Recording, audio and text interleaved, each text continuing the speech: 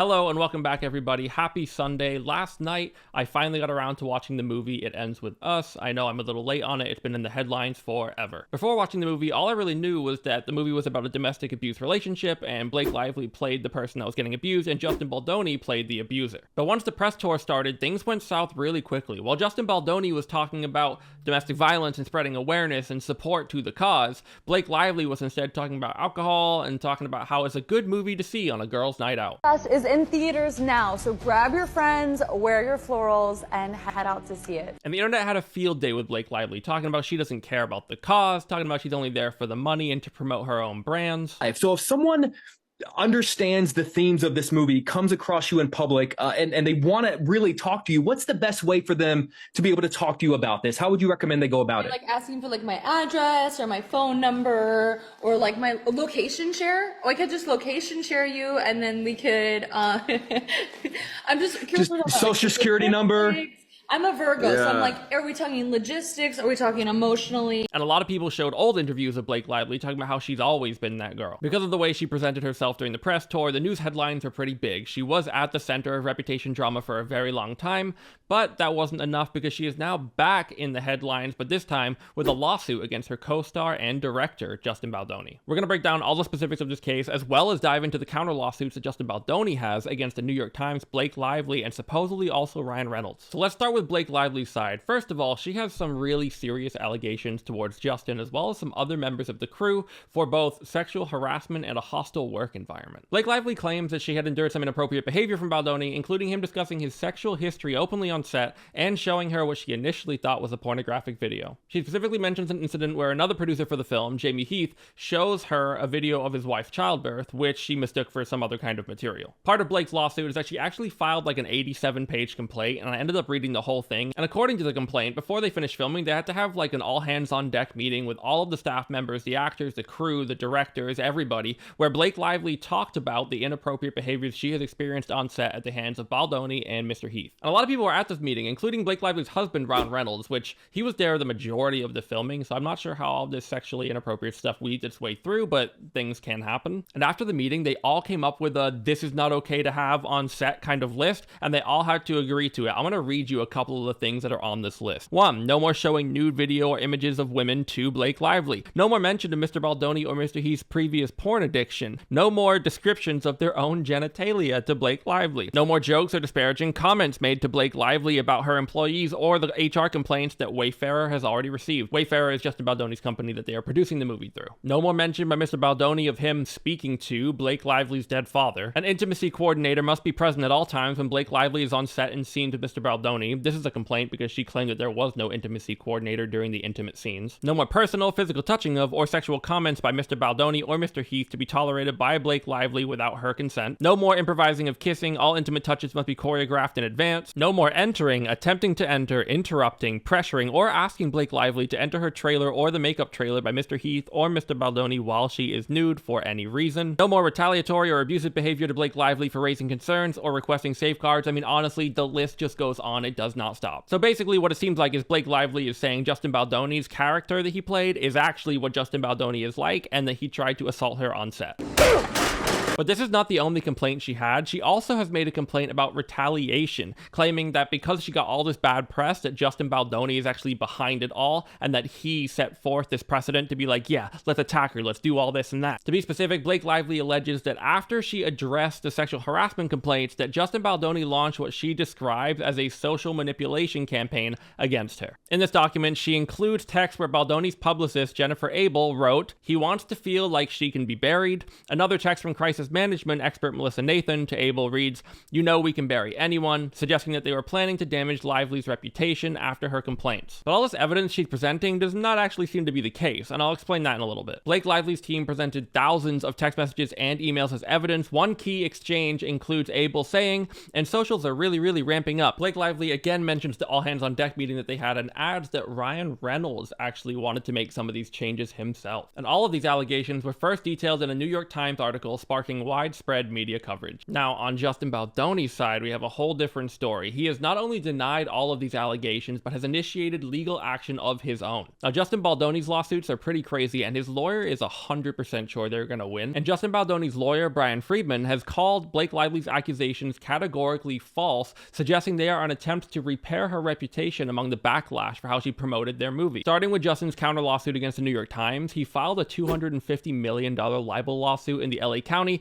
claiming that the Times published a biased story. Now, Justin Baldoni and his team have also submitted a bunch of text messages and emails to provide evidence refuting the claims made by Blake. Specifically, one of the text messages that stood out to me the most is one that refutes Blake's claim that Justin Baldoni and Heath would try and push their way into the trailer, because Justin shared a text from Blake that states, "I'm just pumping in my trailer if you want to work out our lines," which counters her narrative of uninvited visits. So Blake's accusation that Justin Baldoni tried forcing his way into her trailer while she was nude is true, why would she text him saying, "I'm pumping, you can come in"? I also went through Justin Baldoni's document, and you can see that some of the text messages Blake submitted in her complaint, she left out a lot of messages underneath it which give a lot more context. So Justin Baldoni and Blake Lively's teams both submitted the same text messages, but Blake's team edited and omitted important parts to help you understand the full story. Here you can see text messages between Jen Abel, who is Justin's publicist, and Melissa Nathan, who is the crisis management expert. The green arrows point to the messages that Blake included, and the red points to everything that she excluded. In these text messages, Melissa Nathan sends Jen Abel a link to an article that says, "Could Blake Lively be canceled?" Jen responds saying, "Wow, you really outdid yourself with this piece," with an upside down smiley emoji, and Melissa Nathan responds, "That's why you hired me, right? I'm the best." Now, Blake submitted those messages, except she removed the upside down smiley face. We all know the upside down smiling emoji shows sarcasm. They are both joking about how Blake really thinks that they are doing this false manipulation of the media to make Blake look bad, but really they're not doing it. However, unlike Blake, who didn't include the rest of the messages, Justin Baldoni's team did. These messages show that Melissa Nathan forwarded a screenshot of a message from a reporter informing her for the first time of the Daily Mail article. And in response to that reporter, Melissa wrote, "Damn, this is unfair because it's also not me. Everything now looks like it's me, maybe not to you." And the reporter responds back, "No, it totally does look like his side." Now, these messages that Blake didn't include show that Melissa Nathan, again, she's Justin's crisis manager, admits that she was not behind this article. She hasn't been doing any of it. But obviously Blake didn't include that because it wouldn't benefit her. But now that Justin submitted it, I feel like that's a pretty easy toss-up. So Justin's lawsuit against the New York Times is really both about defamation and about the New York Times' inclusion of a smear campaign. Justin claims that the New York Times knew that these text messages had been edited or omitted to fit Blake's side. And Justin Baldoni's legal team went one step further because they included text messages where Blake Lively discussed wanting to make her character sexier.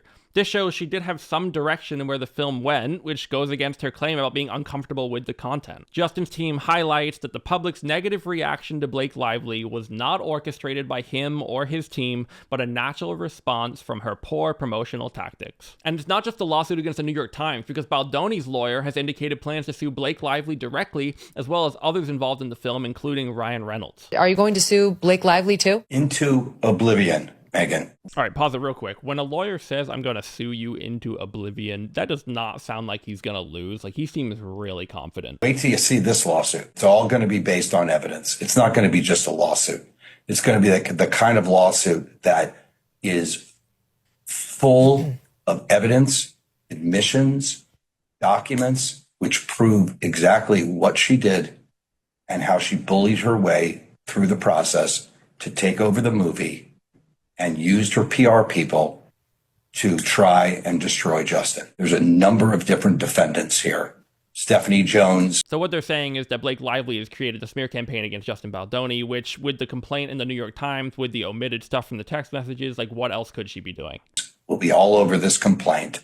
That is the PR agent who was supposed to be working for Justin Baldoni. Leslie Sloan, who's another PR agent who will be part of this lawsuit.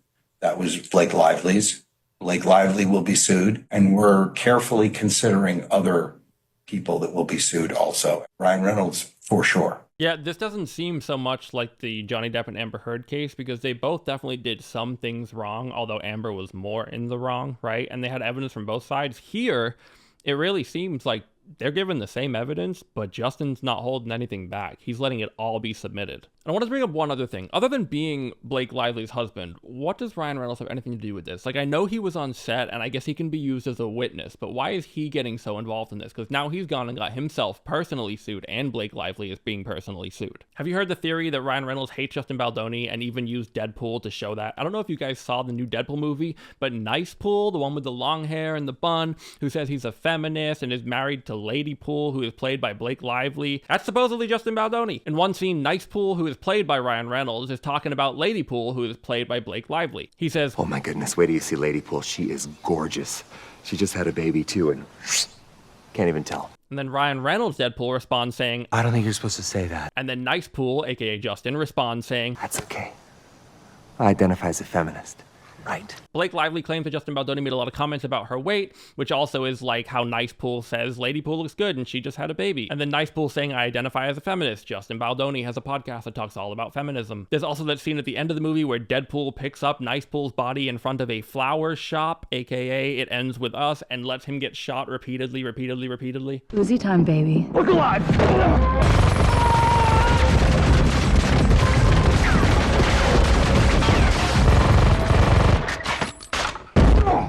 I think I'm hit.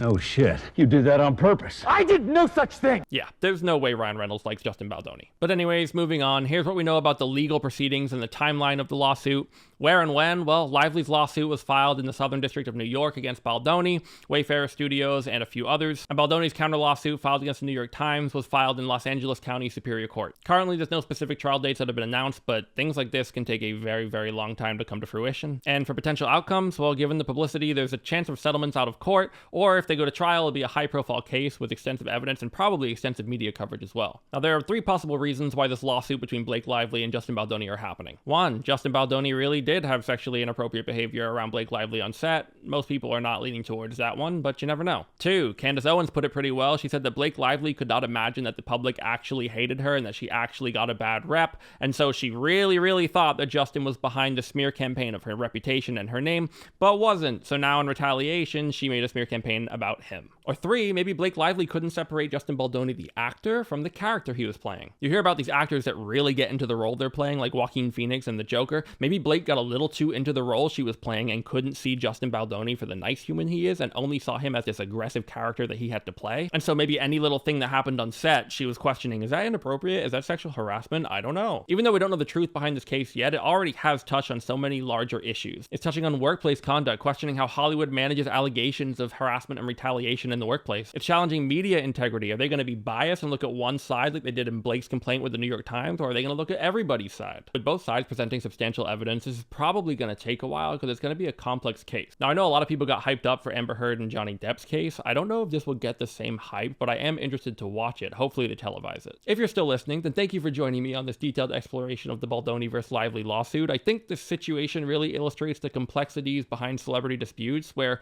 personal narratives and legal facts intertwine. And as the story unfolds, I'm going to be giving you more and more updates, so make sure you stay tuned. If this is a video you liked or found informative, feel free to give it a thumbs up and comment down below. Are you Team Blake or Team Justin? And don't forget to hit that subscribe button. I'm Joe Wheatley. Thank you for joining me in the glass room. And remember, in Hollywood, the plot twists are endless. I'll see you in the next video.